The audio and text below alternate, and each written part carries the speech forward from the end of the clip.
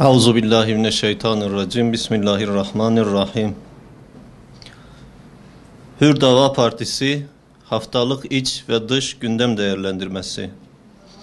Bazı bakan çocuklarının aralarında bulunduğu çok sayıda kişinin tutuklanmasıyla sonuçlanan yolsuzluk ve rüşvet operasyonu etkisini göstermeye devam etmektedir. Adı yolsuzluğa karışan bakanların istifalarının ardından çok sayıda emniyet müdürünün görev yerlerinin değiştirilmesi, hükümet üyelerine yönelik bu operasyonun emniyet ve polis kaynaklı olduğunun hükümet tarafından da kabul edildiğini göstermektedir. Apar topar değiştirilen adli kolluk yönetmeliğinin hemen ardından yeni bir operasyon için savcı tarafından girişimde bulunulmuş ise de yeni atanan emniyet müdürlerinin yakalama ve gözaltı emirlerini yerine getirmemesi üzerine yaşanan ikinci kriz ve HSYK açıklamaları her ne kadar yürütme ve yargı arasındaki bir çekişme gibi görünse de AK Parti ve Fethullah Gülen grubu arasında yaşanan bir çatışma olduğu herkesin malumudur.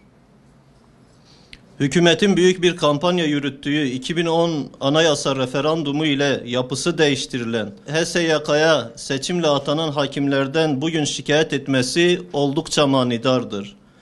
Anlaşılan o ki hükümet askeri bürokratik vesayetten kurtulmak isterken yeni bir vesayete kendi eliyle kapı aralamıştır.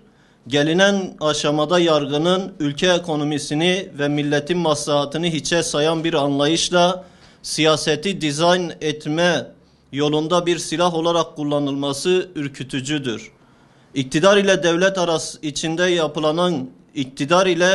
devlet içinde yapılanan Gülen grubu arasında yaşanan bu çatışmanın faturası yine mazlum halkımıza çıkarılacaktır. Ekonomik göstergelerin olumsuz seyri beraberinde yeni mahrumiyetler ve yeni vergiler ve yeni zamlar olarak karşımıza çıkacaktır. Ne güç odakları üzerinden devlet kurumlarındaki hakimiyet eliyle grupların ne de yolsuzluk ve rüşvet suçlamalarını örter mahiyetteki iktidar tahakkümü eliyle partilerin kendi çıkarlarını halkımızın ortak menfaatinin üzerinde görmeye ve göstermeye hakkı yoktur.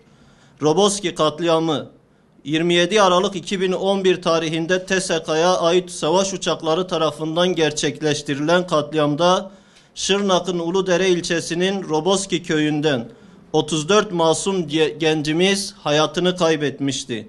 Bu vesileyle katledilenlere bir kez daha rahmet, ailelerine başsağlığı diliyoruz.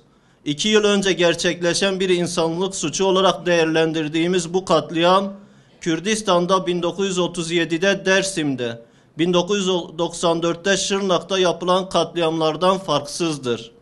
Roboski katliamının failleri bugün bile korunup kollanmakta, emri verenler ve bu katliama imza atanlar yargı önüne çıkarılmamaktadır. Katliamdan dolayı hayatını kaybeden ailelerden bir özür bile dilenmemiş, tazminat ödenmek suretiyle sorumluluktan kurtulma yoluna gidilmiştir. Bu katliamı yapanlar kadar faillerini koruyup kollayanlar da vahşice işlenmiş bu insanlık suçuna ortaktırlar. Hükümet, masum insanlarımıza yönelik gerçekleştirilen bu vahşetin sorumlularının tespiti ve yargılanması için gerekli irade ortaya koymalıdır.